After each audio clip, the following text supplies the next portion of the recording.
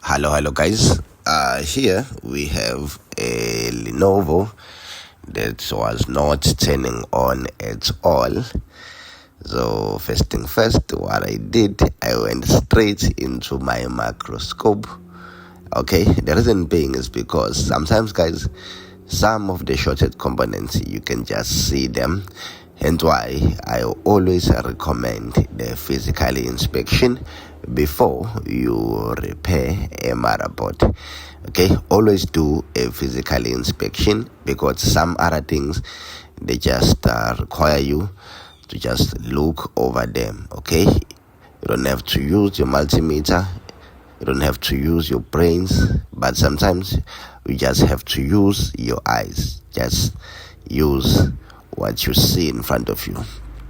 Use that as the advantage, né?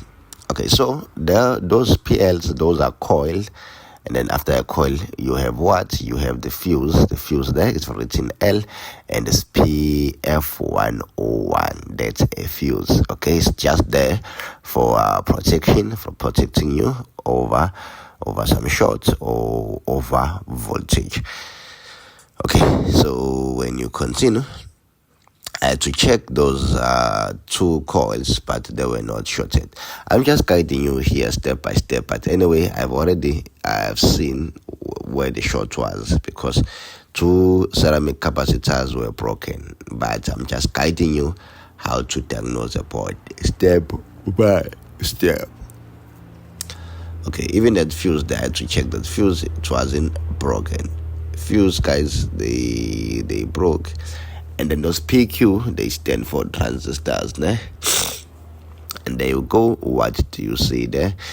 Do those two capacitors look good to you? No, they are both shorted. You can see they are both tracked. Okay, they are tracked. Even if one was causing a short, but I have to replace both because the other one looks dodgy as well, and it was gonna fail eventually. So I had to just make things easier. I removed both of them same time, guys. That liquid thing that I use there is called the Fluxy. Sorry about that. I'm very exhausted. I'm exhausted. I'm very tired, guys. Okay, so I had to take those two out, and the flu is killing me. This flu has been with me for almost a month now. I know it's not normal. I have to see a doctor, guys.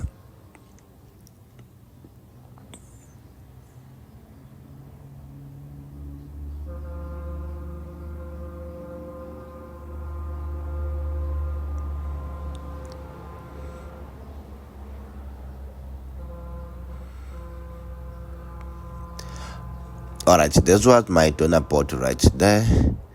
So with my donor board, I had to take out two capacitors, okay? The one that I will use to replace on that board. And guys, let me give you a trick, né? Big capacitors, if you see a big ceramic capacitor on a board as compared to other one, it means that big cap normally it's used on the big power rail, like the 19 volts. Okay, yeah, on the big power rails they use big capacitors because it means they have to filter more.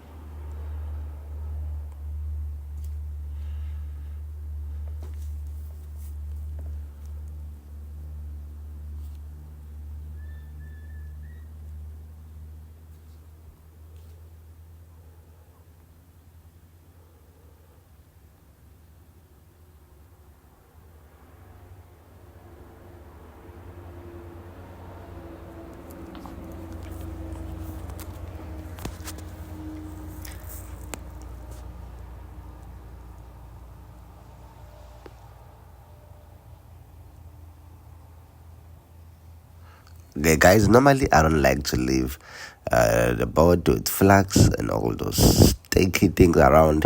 I prefer to clean the board. I use the brush and the alcohol, 100% pure alcohol.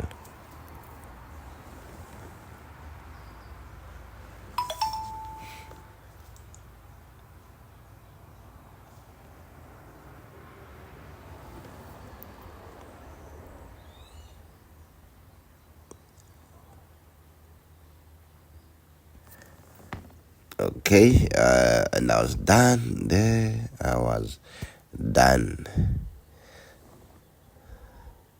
So in order to see whether the board is working or not, I had to connect the power, and I think I was using my DC bench power supply, if I'm not mistaken. Yep.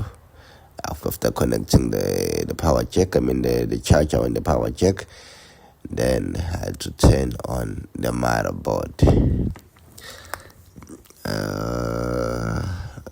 I don't really remember what I was doing there, but I think the board was already turning on, unless if I had to short the power button, because sometimes we have to short the power button. But in my case, I can't really remember. I will see.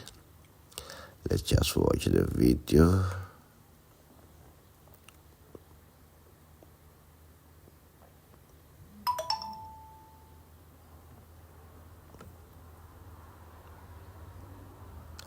Okay, to short the power button, we have to put your multimeter into continuity mode. And sometimes my multimeter give me some issues. Sometimes you see that right now when I'm touching those two, should be giving me 00, and it's just giving me random numbers. But I won't lie to you, I really like the brand Unity, and I'll really recommend it to anyone who wants a good multimeter. Right now, I don't know why it's doing those funny things, but trust me, that's one of the best multimeters. But anyway, I'm used to it. It's perfectly fine. So to short the power button, it's simple. You put one probe to ground, the red one, and the positive and the negative, you move it around on the keyboard connect.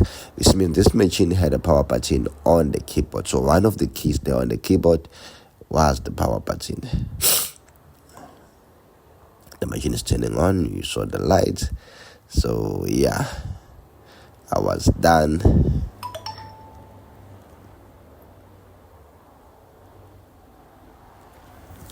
Okay, so to give you a display, I had to remove my HDMI, my HDMI on my microscope, and then connect on an HDMI port, just to show you the display. And there we go, it's checking media, meaning the machine is working 100%.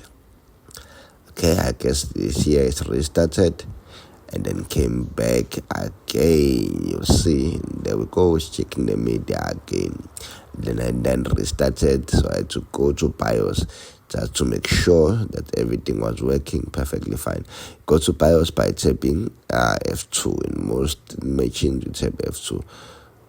Okay, so I had to connect an external keyboard, and why it took long. After connecting an external keyboard, I had to restart the machine by pressing Control, Alt, and Delete at the same time. The machine will restart automatically. Then after that, you tap F2. After the logo, you tap F2, start tapping F2, and the machine will go straight into the BIOS. From the BIOS, you can see everything. You can just move around, and then there we go. I was in. The machine is working perfectly fine. Anyway, guys, before I go, don't forget to press the subscribe button and follow me for more. Anyway, bye bye.